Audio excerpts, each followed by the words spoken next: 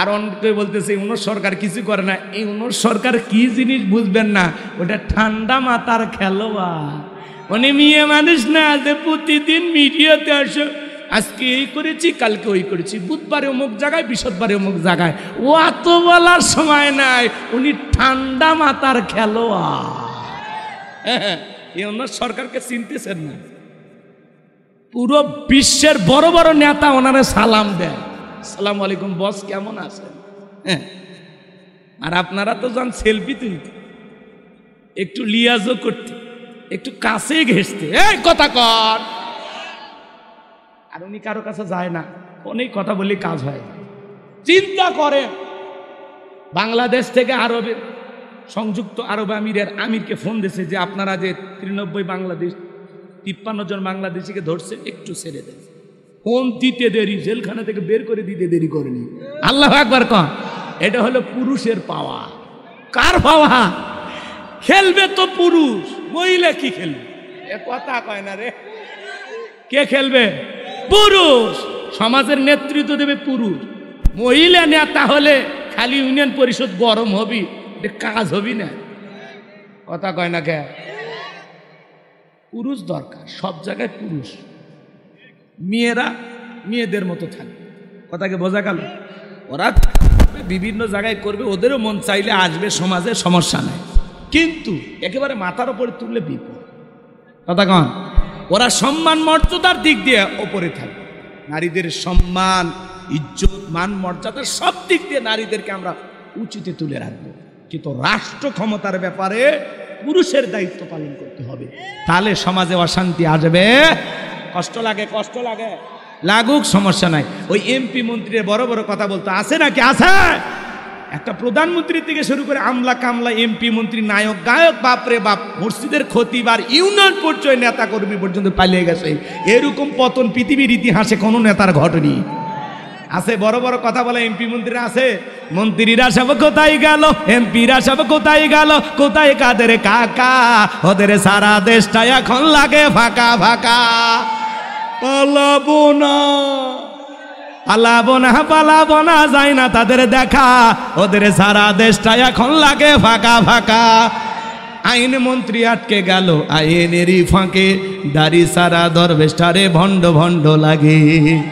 শুনেছি ভাই কত নেতা নেত্রী খাইতেছে ভাই ডান্ডা, বিচারপতি কালামানিকের ফাটিয়েছে নাকি আন্ডা। এটা আমার খবর না, মিডিয়ার খবর। এই বিচারপতি শামসুদ্দিন মানিক আল্লামা সাইদি হুজুরকে মৃত্যুদণ্ডের রায় দিয়েছিল। আমরা বলতে চাই এই কুখ্যাত কালামানিককেও মৃত্যুদণ্ডের রায় দিতে হবে। এই সেই মানিক যে বিচারপতি মানিক হয়ে আমাদের সমাজের ছাত্র আন্দোলনে সবাইকে রাজাকারে বাচ্চা বলে গালি দিয়েছিল। 116 জন আলিমের তালিকা করে দুদকের কাছে জমা দিয়েছিল। আমার রোল নাম্বার ছিল 23। সিরিয়ালে আমি কত ছিলাম? আরে ভাই ওই সময়গুলোতে গেলে কয় হুজুর থানায় আপনার তালিকা আছে কিনা আগে দেখি, তারপরে অনুমতি। আপনার ভোটার আইডি কার্ড পাঠান, আপনার মা বাপেরটাও পাঠান। আরে বাবা, মনে হয় আমি বিমানের তলে ভেটে পড়ে গেছি, কচুরি ভানার মতো ভাসে আসছি। ভাই আমাদেরকে মানুষই মনে করেন, আমরাও যে এই দেশের নাগরিক, ওরা ভাবেই না। এই যে বেশি পাওয়ার দেখা দেখতে কি হইল? কথা ক আছে আছে। এই যে শাওনা পাহাড়ে হুমায়ুন আহমেদের স্ত্রী, কথা ক, ওনার জামাই আসিফ নজরুল চেনেন নাকি আপনারা? হ্যাঁ, ওনার শাশুড়িকে গতকালকে গ্রেপ্তার করা হয়েছে। এই সেই শাওন, যেই মহিলা আল্লামা সাইদি হুজুর যেদিন মারা গেছেন, আল্লামা সাইদি হুজুর যেদিন ইন্তিকাল করেছিলেন, তার মৃত্যুতে তিনি বলেছেন আজকে আমি সবচাইতে বেশি আনন্দিত, সবচাইতে বেশি খুশি এমন ব্যক্তির মৃত্যু হয়েছে আল্লামা সাইদি হুজুরের মৃত্যুতে। যেই নর্তকী, যেই শাওন উল্টা পাল্টা ফেসবুকে পোস্ট করেছিল, আজকে দেখেন তো সেই মহিলা কোন জায়গায়, বাড়তে না। মহিলা মানুষ, আল্লামা সাইদি হুজুর মারা গেছে, এই মহিলা সাইদি হুজুর তুই পাকা দানে মই দিছে? হ্যাঁ, সাইদি হুজুরের সাথে তোমার ব্যক্তিগত কোনো শত্রুতা আছে? তুমি একটা মিডিয়া নায়িকা, চলচ্চিত্রে অভিনয় করো, তোমার স্বামী বাবার বয়সে স্বামী ধরছিল, আর সেই মহিলা হয় তুমি আল্লামা সাইদি হুজুরকে নিয়ে বাজে মন্তব্য করো যে আজকে সাইদি হুজুরের মৃত্যুতে আমি সবচেয়ে বেশি শান্তি পেয়েছি, আনন্দিত হয়েছি। এখন তোমার আনন্দ যাবে কোথায়? একটু অপেক্ষা করো। কথা বলে এদের বিচার হওয়া দরকার আছে না নাই? পলকেরও ছলক গেল, পলকেরও ঝলক গেল, থামিয়ে নেটের ছাকা, ওদের সারা দেশটা এখন লাগে ফাঁকা ফাঁকা। কোথায় গেল সংসদেতে মমতাজের গান, কোথায় গেল হযরত বালা স্বামী ওসমান? মাইক পেলে বলতো খেলা হবে খেলা হবে, পুরো বাংলাদেশের মাঠ পড়েছে, খেলোয়াড়রা নেয় আছে। 70 রাকাত তাহাজ্জুদ পড়তো, বিরাট বড় আল্লাহর ওলি দাবি করতে, 41 সাল পর্যন্ত টিকে থাকার স্বপ্ন দেখেছিল। 24 সালের 5 আগস্টে ভাগ্যে কি আছে আল্লাহর ওলিরা জানে না। এজন্য বাড়তে নাই, ক্ষমতা পাইলে লাভ দিতে নাই, যখন তখন আল্লাহ চেয়ার থেকে নামায় দেবে। কথা কন ঠিক কি না? আগামী তো যারা আসবেন বুঝে শুনে আসবেন, বাড়াবাড়ি করবেন না, জুলুম করবেন না। জুলুম করলেই বুঝে নেবেন পতন আপনার নিশ্চিত, হয় 2 দিন আগে না হলে 2 দিন পরে। কথা বলেন? হ্যাঁ, আগামীতে আলেমদেরকে মাইনাস করে বাংলাদেশে কোনো কিছু করতে দেওয়া হবে না। কথা বলে ঠিক কি না? এই জন্য টুপিওয়ালা দাড়িওয়ালা দেখলে রাজাকার রাজাকার মনে করবেন না, মৌলবাদ জঙ্গিবাদ বলে গালি দেবেন না। আগামীতে আলেমদেরকে মাইনাস করে বাংলাদেশে কাউকে কিছু করতে দেওয়া হবে না, হবে না। রাজাকার রাজাকার খেলার দিন শেষ, ওগুলো মানুষ আর বিশ্বাস করে না। জঙ্গির নাটক করে আর হবে না। কথা বলে ঠিক কিনা? সম্মানিত ভাইয়েরা আমার, গভীর মনোযোগ দিয়ে কথাগুলো শুনে যান বাজান। তাহলে ফাসল্লি লিরাব্বিকা ওয়ানহার, 1 নাম্বার রবির উদ্দেশ্যে সালাত, নামাজ নামাজের মতো আদায় করলে আল্লাহ 1 নাম্বার রিজেক্ট দেবেন, আর 2 নাম্বার সকল ভয় থেকে নিরাপত্তা দেবেন। সমাজে যদি আল্লাহর আইন চালু হয়ে যায়, আল্লাহর আইন দিয়ে যদি চোরের বিচার করা হয়, জিনাকারী নারী পুরুষের বিচার যদি আল্লাহর আইন দিয়ে করা হয়, একটা জিনাকারী নারী পুরুষকে যদি আল্লাহর বিধান মোতাবেক শাস্তি দেওয়া হয়, আর মিডিয়াতে যদি ভিডিওটা ফলাও করে প্রচার করা হয়, যুবকেরা ইফটিজিং করা দূরের কথা, নারীর দিকে বাঁকা চোখে তাকানো দূরের কথা, মাঝে মাঝে ওদের স্বপ্ন দোষ বন্ধ হয়ে যাবে। কথা বলেন ঠিক কিনা? এজন্য আল্লাহর আইন এই জমিনে চালু হোক। কারা কারা চান হাত তুলে দেখান।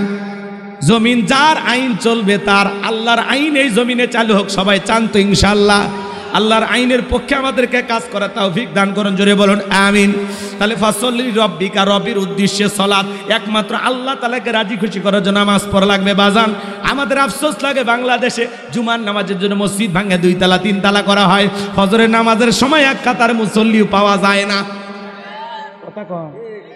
এমন মসজিদ আছে মুয়াজ্জিন একাই আজান দেয়, একাই নামাজ পড়ে, আছে না নাই?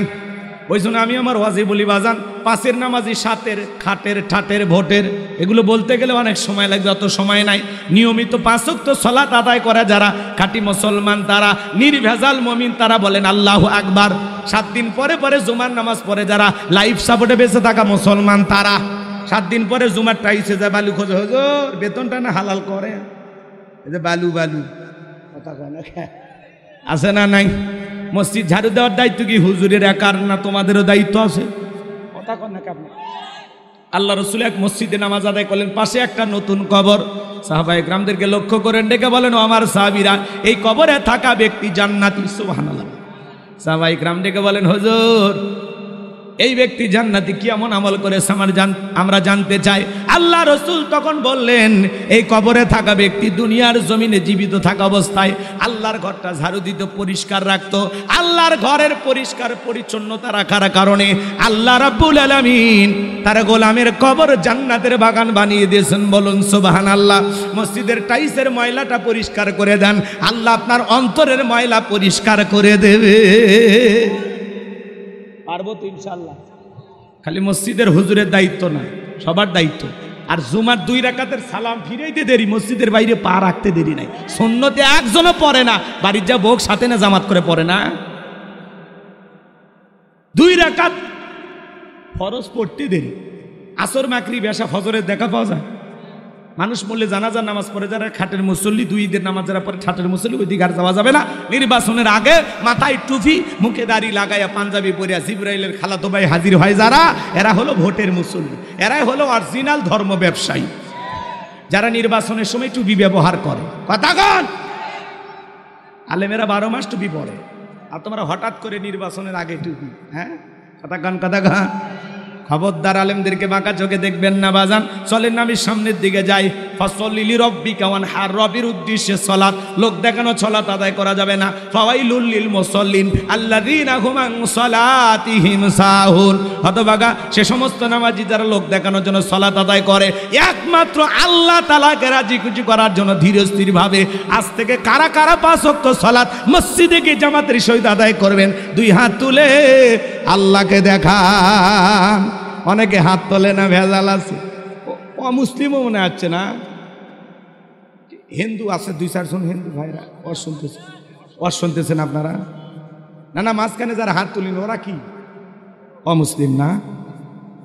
হাতটা একটু সোজা করেন, এঙ্কে বেকা তুলে নিয়ত বেকা না, সোজা করেন, সোজা করে বলেন সালাত আদায় করবেন তো ইনশাল্লাহ। খালি জুমা না 5 ওয়াক্ত? ইনশাআল্লাহ, ইনশাআল্লাহ আল্লাহ কবুল করেন, জোরে বলেন আমিন। আর যারা হাত তোলেননি অমুসলিম ভাইদেরকে আল্লাহ যেন হেদায়েত দান করেন, তাই না? ঠিক আছে, এটি না আশেপাশে যারা শুনতেছে এটি সবাই। আচ্ছা, অমুসলিম ভাইয়েরা আসলে তাদের জন্য ওয়েলকাম। আমাদের জন্য বুক ভরা ভালোবাসা আছে, তাদেরকে আমরা অনেক ভালোবাসি। আমাদের পরিচয় আমরা সবাই বাংলাদেশি, কথা বলেন। কিন্তু আমাদের সবচেয়ে বড় পরিচয় কি? আমরা মুসলমান, কথা বলেন। আমার কণ্ঠের সবটুকু শক্তি উজাড় করে আমি বলতে চাই আমরা মুসলমান। আমরা কি? এরপরে আমাদের পরিচয় আমরা বাংলাদেশি। যারা বলবে দেশ আগে ধর্ম পরে, ঝামেলা আছে না?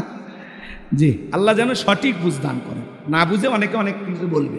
তাহলে ফাসল্লি লিরাব্বিকা, রবের উদ্দেশ্যে সালাত, ওয়ানহার 2 নাম্বার হলো কি? ওয়ানহার, কুরবানি হবে রবের জন্য। কুরবানি কার জন্য বলেন? ওয়ানহার মানে কুরবানি করা, নিজের আমিত্বকে কুরবানি করা, অহংকারকে কুরবানি করা, নিজের ভিতরে থাকা পশুসুলভ আচরণকে কুরবানি করা। আল্লাহ রাস্তায় জানমাল সময় সব কিছু কুরবানি করতে হবে দেশের জন্য। শহীদ আবু সাঈদের মতো, মুগ্ধের মতো কুরবানি হওয়া, কথা বলেন ঠিক না? খালি গরু ছাগল জবাই করার নাম কুরবানি নয়। 7 জন একটা গরু ভাগে কিনলেন, 4 জন দড়ি ধরে টানে, পিছন থেকে 3 জন ঠেলে। এমন গরু, যেই গরুর উপরে বয়স্ক ভাতা ওয়াজিব।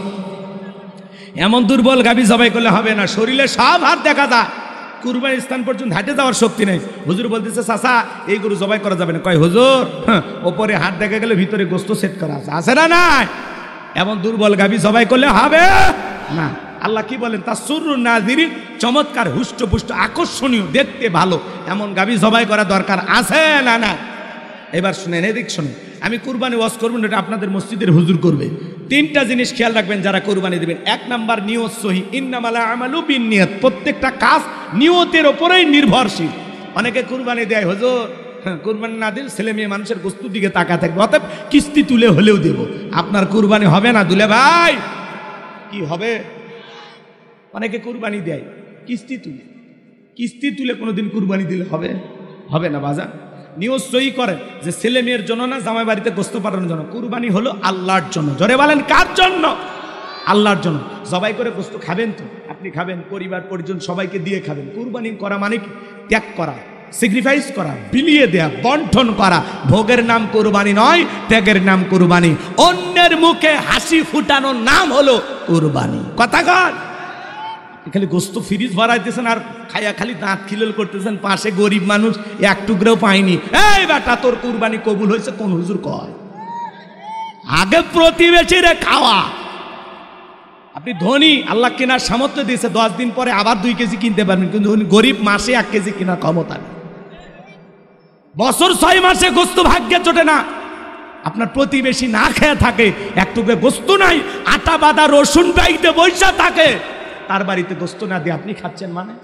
আগে ওনারে খাওয়ান, কথা কয়। গরিব মানুষ কোনো মতো আদা রসুন বাইটিয়া, মশলা বাইটে একটু বসে আছে, কেউ যদি 2টা টুকরে দিয়ে যায়, ওইটি বাচ্চাদেরকে রান্না করে খাওয়া। এই কথা আপনি কেমনি ভুলে গেলেন? কি চাই কুরবানি দেন আপনি? আগে আপনার এই গ্রামে যেই মানুষগুলো কুরবানি দিতে পারেনি, ওদের ঘরে ঘরে আগে গোস্ত পৌঁছান, খোঁজ খবর নেন, একাই খাইন না, ভালো হয়ে যান। কিন্তু আজকে সময় নাই, তাছাড়া আপনাদেরকে যাই হোক আর বললাম না, রাগ করেন। তাহলে 1 নাম্বার কুরবানি আল্লাহর জন্য। 2 নাম্বার ইনকামটা হালাল হওয়া লাগবে। সুদের টাকা, ঘুষের টাকা, হারাম টাকা দিয়ে কুরবানি দিলে হবে না। আল্লাহ পবিত্র, তিনি পবিত্র বস্তুকে ভালোবাসেন, কথা বলে ঠিক কিনা? তাহলে হালাল উপার্জনের টাকা থেকে কুরবানি দিতে হবে। 3 নাম্বার, ফাসল্লি লিরাব্বিকা ওয়ানহার, রবের উদ্দেশ্যে সালাত আদায় করো, রবের উদ্দেশ্যে কুরবানি করো। যে আল্লাহর জন্য নামাজ, সে আল্লাহর জন্যই কুরবানি। অতএব নামাজ পড়ো, তারপরে কুরবানি করো। বেনামাজি হয়ে কুরবানি নয়, নামাজি হয়ে কুরবানি দিতে হবে। ওটা ক্লিয়ার না? ভেজাল আছে? সকাল 9টার দিকে করে ধরে ধরে বসে আছেন, ফজরের নামাজও না, ঈদের নামাজও না, এরে কুরবানি দাতা, গোস্ত খাওয়া হবে, আল্লাহর কাছে কবুল হবে না। তাহলে নামাজি হয়ে আমরা কুরবানি দেব ইনশাআল্লাহ। আল্লাহ যেন বুঝ দান করেন, জোরে বলুন আমিন। ইন্না শানিয়া কাহুয়াল আবতার, আল্লাহু আকবার। আমার আল্লাহ ডেকে বলে, নবী গো, যারা আপনাকে লেস কাটারি বংশ বলে আপনি মন খারাপ করবেন না, কষ্ট মনের মধ্যে নেবেন না। ও নবী, আপনার ছেলে সন্তানগুলোকে আমি নিয়েছি, মন খারাপ করবেন না। এই পৃথিবীর জমিন আপনাকে মহব্বত করে, আপনাকে ভালোবাসার কোটি কোটি রুহানি সন্তান পাঠাবো, যারা আপনার জন্য জীবন দিতে প্রস্তুত থাকবে। বলুন আল্লাহু আকবার। আমরা সবাই নবীজি রুহানি সন্তান। পুরো পৃথিবীতে 700 কোটির উপরে মানুষ, এর মধ্যে 200 কোটি মুসলমান। আমরা সবাই নবীজি রুহানি সন্তান। ফ্রান্সের জালেমেরা কার্টুন প্রদর্শন করলো, নাকটা বেঁকা করে মুখে কয়েকটা দাড়ি লাগাইয়া বলে ইনি মোহাম্মদ, জোরে কন্যা উজবিল্লাহ। আমার নবী কি দেখতে কার্টুনের মতো?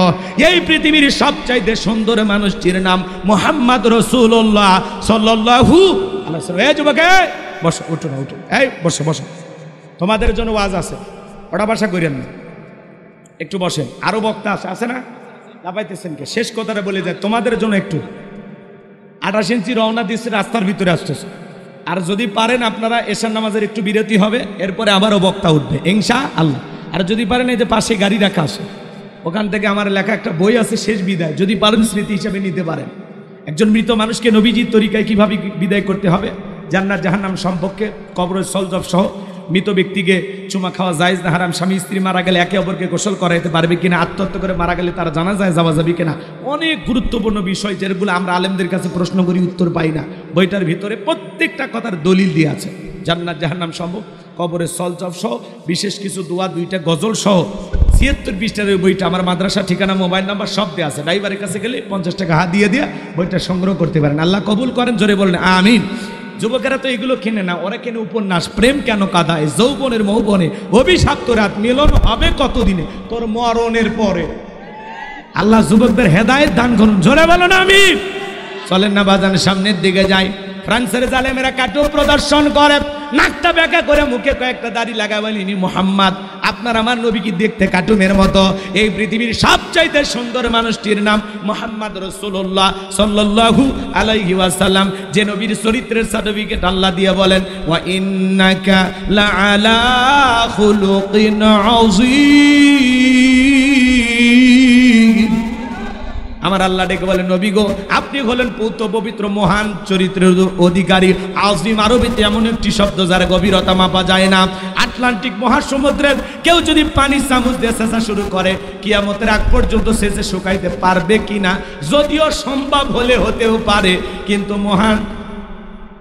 মহানবী, আপনার আমার প্রিয় নবী মুহাম্মদ রাসূলুল্লাহ সাল্লাল্লাহু আলাইহি সাল্লাম, এই সুপার কোয়ালিটির মহামানবের জীবনী থেকে আলোচনা করে শেষ করা যাবে না। এটা একটা বিশাল মহাসমুদ্র, যে আলোচনার কোনো কুল কিনারা খুঁজে পাওয়া যাবে।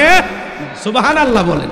এই জন্য নবীজির চরিত্রের সার্টিফিকেট আল্লাহ দিয়ে বলেছেন, নবী আমার পূত পবিত্র মহান চরিত্রের অধিকারী। চিৎকার মেরে বলেন সুবহানাল্লাহ।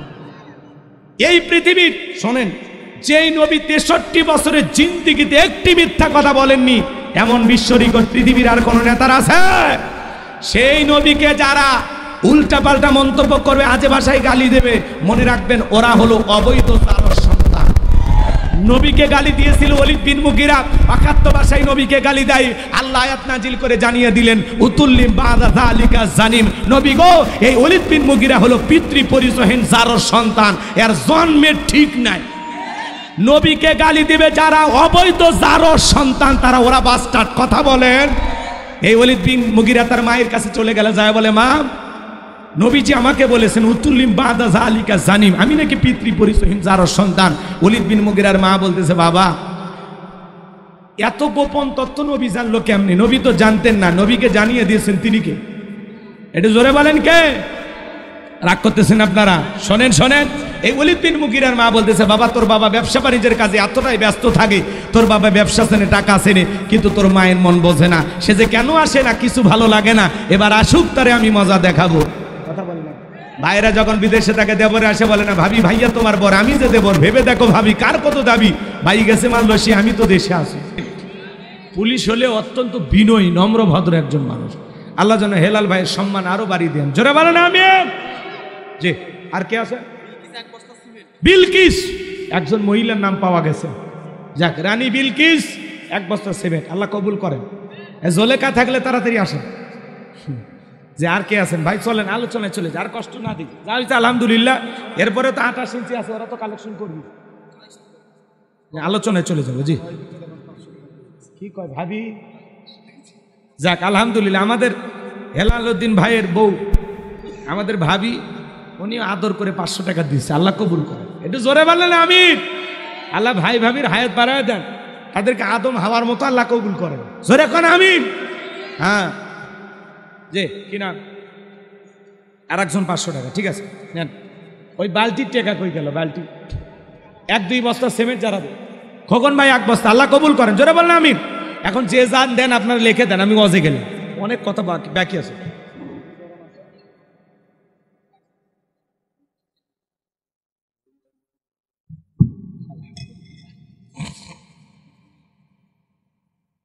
আর এক মহিলা কয়বার চাপা, মহিলা প্যান্ডেল চাপাইছে, আবার দিচ্ছে, কয় মহিলাদের চাপে বসতে বলে, বেশি চাপাচাপি করে না, ওরা রাগ করে আবার প্যান্ডেলের থেকে উঠে চলে যাবে। না আর কমই না, মা বোনেরা যেভাবে আছে থাক, প্যান্ডেল বড় করতে পারেন না মহিলাদের।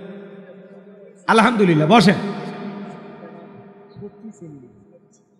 হ্যাঁ ঠিক আছে, চলুন, কথা মনে আছে? তাহলে হাউজে কাউসারের পানি পান করতে গেলে কাজ করতে হবে কয়টি? জোরে বলেন কয়টি?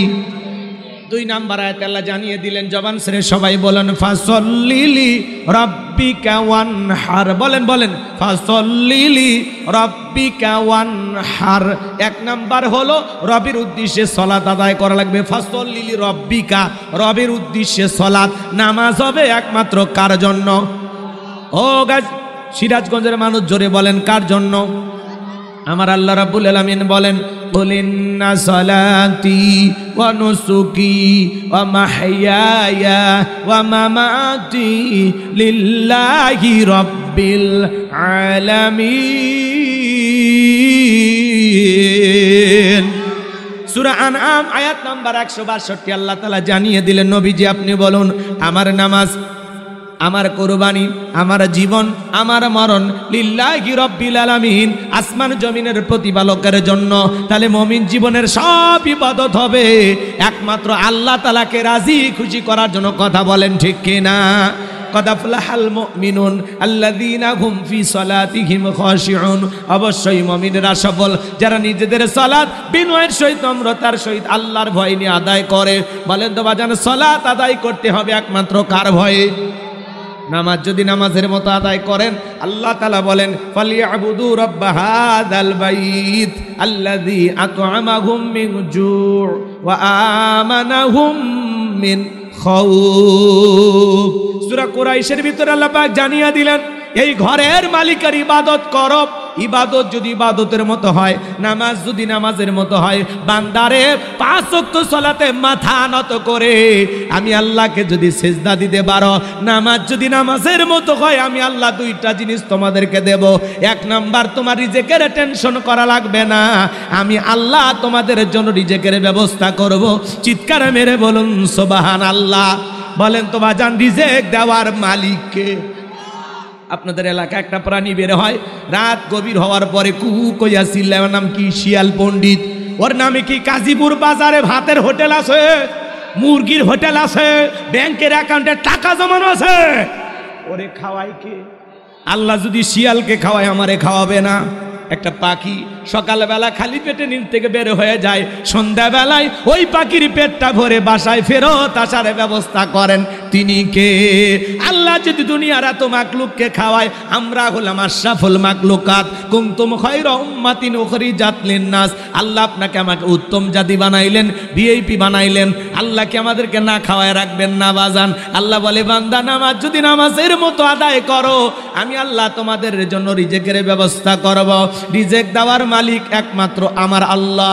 আমার আল্লাহ ডেকে বলেন, ওয়া মা মিন দাব্বাতিন ফিল আরদি ইল্লা আলাল্লাহি রিজকুহা। সূরা হুদের ভিতরে আল্লাহ পাক জানিয়ে দিলেন, এই পৃথিবীর এমন কোন বিচলনশীল প্রাণী নাই যার রিজেকের ব্যবস্থা আমি আল্লাহ আসমান থেকে করি না। ওই আটলান্টিক মহাসমুদ্রের 33,000 ফিট গভীরতল পানির নিচে থাকা ছোট্ট একটা প্রাণী, তার রিজেকের ব্যবস্থাও আমি আল্লাহ আসমান থেকে করি। বলুন সুবহানাল্লাহ।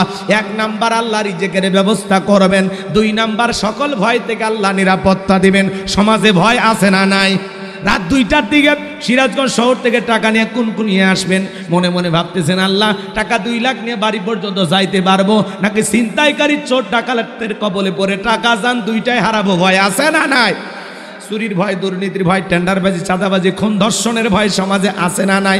মেয়েটা কলেজে গেল, একা একা ফিরবে নাকি জামাই সাথী নিয়ে ফিরবে? ভয় আছে না নাই? মেয়েটা স্কুলে গেল, ভালোভাবে ফিরবে নাকি কারো লালসার শিকার হবে? ভয় আছে না নাই? এই বাজান মাঝে মাঝে শোনা যায় বাংলাদেশে অমুক জায়গায় চুরি হইতেছে, এমনকি মসজিদ থেকে জুতা পর্যন্ত চুরি হয়। আজ পর্যন্ত আমি হুজুরের 3 জোড়া স্যান্ডেল চুরি হয়ে গেছে। আমি যে মসজিদে জুমার নামাজ পড়াই, 2 বছর আগে ওই মসজিদের মাইক সেট চুরি হয়ে গেছে। তাহলে জুতা চুরি বন্ধ হচ্ছে না, আল্লাহর ঘরের মাইক চুরি হয়ে যায়। তাহলে এই সমাজে চুরি দুর্নীতি বন্ধ করতে হলে লন্ডন আমেরিকার আইন দিয়ে চুরি বন্ধ হবে না, ভারতের পানি পড়া দিয়ে চুরি বন্ধ হবে না। এই সমাজে চুরি বন্ধ করতে হলে আল্লাহর আইন দিয়ে চোরের বিচার করা লাগবে। কথা বলেন ঠিক কিনা? আল্লাহর বিধানে শান্তি, আল্লাহর বিধানে মুক্তি। আজ থেকে 1500 বছর আগে আল্লাহ আইন দিয়েছেন, ওয়াসসারিকু ওয়াসসারিকাতু ফাকতুউ আইদিয়াহুমা জাযাআম বিমা কাসাবা নাকালাম মিনাল্লাহ। সূরা মাইদার 38 নম্বর আয়াতে আল্লাহ আইন দিয়েছেন, চোর পুরুষ হোক আর নারী হোক, আল্লাহর বিধান, আল্লাহর ফয়সালা। অপরাধ যদি প্রমাণিত হয়, চোরের ডান হাতের কবজি কেটে দাও। একটা চোরের হাত কেটে মিডিয়ার মাধ্যমে যদি ফালাও করে প্রচার করা হতো, বাংলাদেশের সমস্ত চোরেরা তওবা করে আল্লাহর ওলি হয়ে যেত। কিন্তু কে শোনে কারো কথা? আজও গেল না মনের ব্যথা। এখন উচিত কথা যদি কই, পিঠের ওপর দিয়া যাবি মই। এ আনন্দে কিছু লোক কিনা খাবে বগুড়ার স্পেশাল দই। যত 10 নন্দ ঘোষ, 70টা বললে দোষ, করলে অন্যায়ের প্রতিবাদ, নামটা হবে তোমার মৌলবাদ, নামটা হবে তোমার জঙ্গিবাদ। বলে 1500 বছরের আইন, এগুলো ব্যাকডেট, এগুলো চলবে না। এই বেটা, ব্যাকডেট না আপডেট, খালি চালু করে দেন। একটা চোরের হাত কেটে মিডিয়াতে প্রচার করো যে বাংলার পার্লামেন্টে আইন পাস করা হলো, চুরি করলে হাত কেটে দেওয়া হবে। একটা চোরের হাত কেটে খালি টেস্ট করেন, একদিনে চুরি বন্ধ হয়ে যাবে। কথা কন ঠিক কিনা? কিন্তু চুরির আইন পাস করবে না, কারণ নেতা দেখে বাপরে বাপ, চুরির আইন চালু করলে তো আমার হাতে আগে কাটা যাবে, কারণ এই হাত দিয়ে যে পরিমাণে দুর্নীতি করছি। 11 লক্ষ কোটি টাকা দুর্নীতি করে বিদেশে পাচার করেছে নেতা, দেশি বাড়ি বিদেশে, সম্পদের পাহাড়। কথা বলেন, হাজার হাজার বিঘা জমি জোর করে দখল করছে। আজকে গ্যারেজে 5-10 কোটি টাকা দামের গাড়ি পরে আছে, এমপি মন্ত্রী নাই, সব পালিয়ে গেছে। কথা কন। আর গতকালকে বাংলাদেশে যে ভয়াবহ হয়েছে, বিভিন্ন জায়গায় এমপি মন্ত্রীর না বাড়ি ঘরে না অক্ষত ছিল। এই ম্যাডাম লাইভ করবে রেশিয়া, এমপি মন্ত্রী বাড়ি ঘরও গেল। বগুড়া শহরে দেখলেন না আওয়ামী লীগের যে অফিস ছিল, ভাই আকারে ভাঙ্গিয়া কুড়িয়া সব শেষ করে ফেলে দিছে। বিভিন্ন জেলায়, গাইবান্ধাতে শেষ। তারপরে মনে করেন ওবায়দুল কাদেরের বাড়ি, শামীম ওসমানের বাড়ি, যা ছিল বিভিন্ন জায়গায় যতটুকু ছিল, মাথা গরম করা এমপি, যশোরের এমপি, ওরও বাড়ি ঘর ভেঙে ফেলে দিয়ে। কথা কন। যদিও আমরা এগুলো চাই না, যেগুলো প্রশাসন ঠান্ডা মাথায় কাজ করতে হবে, কিন্তু ছাত্র জনতা এদের রক্ত তো এখনো গরম, বিদায় এদেরকে খেপাবেন না। কথা বলে ঠিক কি না? আর আমরা বলতে চাই, বাবা তোমরা একটু শান্ত হও, সামনে একটা সুন্দর নির্বাচন হোক। এই সমাজে প্রতিনিধি যিনি নেতৃত্ব দিবেন আগামীতে বাংলাদেশের প্রধানমন্ত্রী হবেন তারাই বিষয়গুলো আস্তে আস্তে খেয়াল করবেন। কথা বলেন ঠিক কিনা? আমরা খুব বেশি অস্থিরতা করলে বহির্বিশ্বের দরবারে আবার ঝামেলা আসে। কথা কন ঠিক কিনা? যা করা লাগবে ঠান্ডা মাথায়। অর্থাৎ ছাত্ররা যা করছে মোটামুটি হয়ে গেছে, এখানে আমাদের থেমে যেতে হবে। খুব বেশি বাড়াবাড়ি করার সুযোগ নাই, কারণ কেউ ঘোলা পানিতে মাছ শিকার করতে পারে। কথা বলেন, কথা বলেন। এজন্য সাবধানে থাকা লাগবে।